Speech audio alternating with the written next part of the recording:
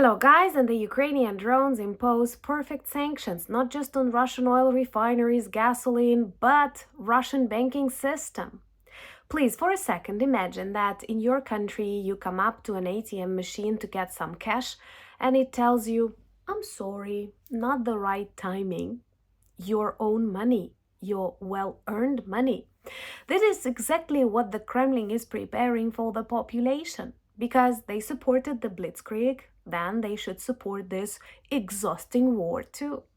They don't have enough cash, and the central bank reports that more and more problems to come to the biggest Russian banks. Just imagine what happens with the smaller ones, as ordinary population stopped retaining microcredits. And they spend close to $1 billion a day on targeting Ukrainian hospitals and schools.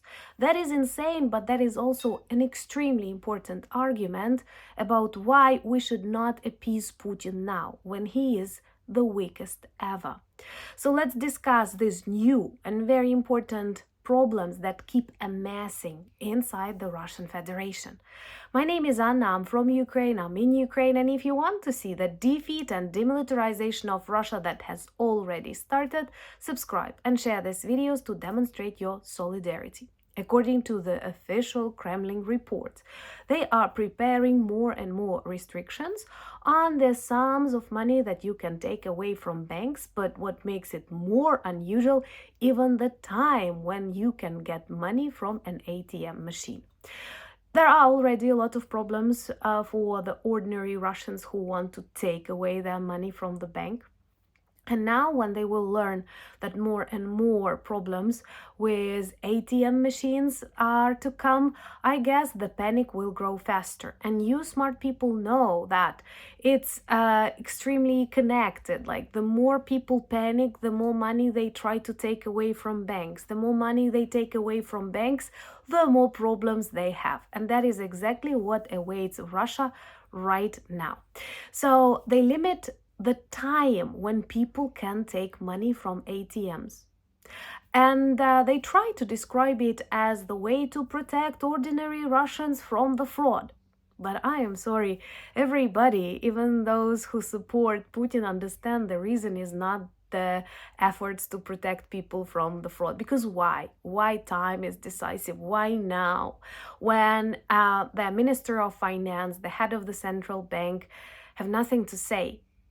They keep reporting about the recession, about the inflation, and Putin and co seem not to hear that. Same as Donald Trump, because as a great businessman, long ago he should have realized that Russia, with a GDP smaller than of Italy's, definitely does not represent the strongest country in the world. So together with this rising prices and gasoline crisis fuels the rising of prices, because lots of products, like all of the products and many services, depend on the price of gasoline because of delivery, because of logistics. Russia is a no-fly zone, and now people see that banks are ahead of the perfect storm. One of the main symptoms was actually the one I reported maybe a couple of months before. You can check it on the channel, where people stopped returning back their debts.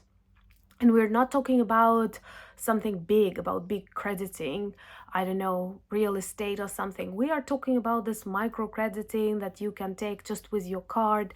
And it was typical for Russians to buy something, I don't know, something minor, a microwave oven, for example, using this microcrediting.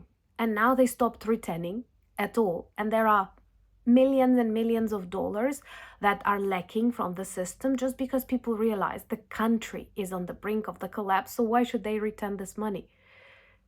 Because many Russian generations experienced what is that in the Soviet Union, when you lose access to your money in the banks and they are gone forever. Even my family had that experience in 1991. Trust me, I'm Ukrainian.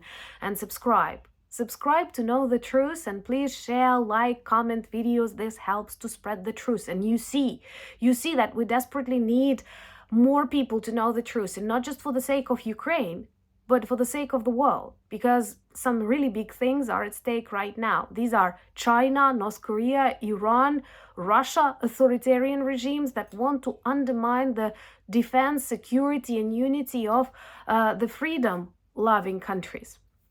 So microcrediting, restrictions on the amounts of money that you can take from the ATMs, then they spend enormous amount on ammunition to fuel their war machine, and they also spend a lot of money on the salaries of Russian soldiers. Because one very important fact that many forget, Russian soldiers are here to earn this bloody money.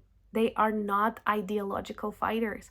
What they keep speaking and describing as Ruski Mir ideology, that is BS. That can work more outside, on the rotten West, as they describe, than actually inside Russia. All of the soldiers are there to earn money, and they start fighting with each other because as this recession is coming, inflation is coming, they will lose the value of their salaries. What will happen then? And even with these huge salaries, Russia begins to, import more and more foreign fighters. And these, once again, are not people who come for some ideological reasons, as we have a lot of good people supporting Ukraine because they realize that's the fight for freedom, that's the fight for democracy. But in Russia, they actually deceive a lot of people who believe they come to work on some shampoo factories and end up on the front lines. And they speak about the deficit of the budget. I have told you a lot about that. But what is interesting, and many smart economists describe the fact that these problems in the budget deficit, they are not linear. And in our case, it's super beautiful because they keep amassing the problems. And for example, the first half of the year, it was growing, but it was not growing that fast. And now every month it doubles. So by the end of the year, we may not have like classical Russia at all. So why keep spreading this disinformation about the strengths of Russia when they literally have one problem after another? They are in shock and panic. They cannot control their borders, they cannot control their ruble, they cannot control their banks, their air defense failing, they don't have fuel.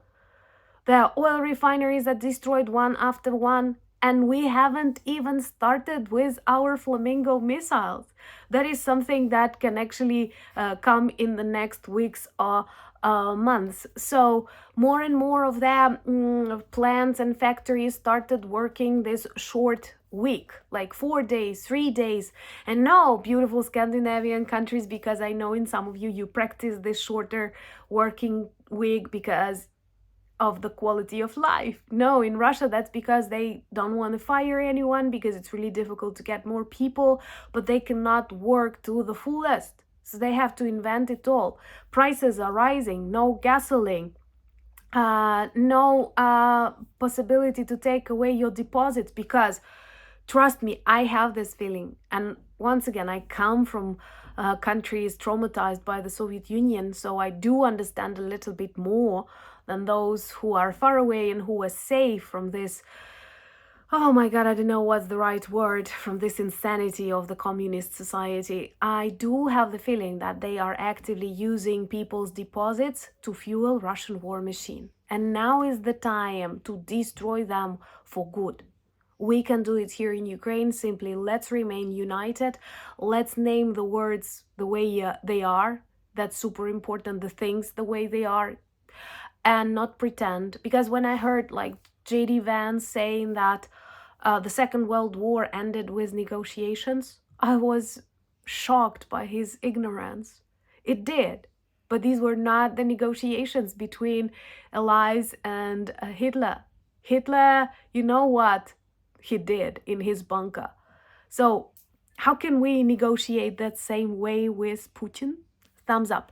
Please give me ideas for some new patches that we can use in the soon coming NAFO campaign. What would you like to see? Because it's so interesting. I know that a lot of you collect them and they are beautiful and they are super meaningful. So maybe you've got some good ideas. Drop them in the comments. Thank you for buying me coffees, becoming my patrons and sponsors of the channel. Do subscribe to my social media, Instagram, X, Threads, Blue Sky, and we have an amazing Discord community, and all of these links in the description of this video too, same as the link to our merch shop with lots of good products that work well as reminders and conversation starters about Ukraine. But once again, most importantly, thank you for speaking about us, reminding people about our fight and the need to defeat Russia. And also, thank you for being friends. United we stand. Slava Ukraini!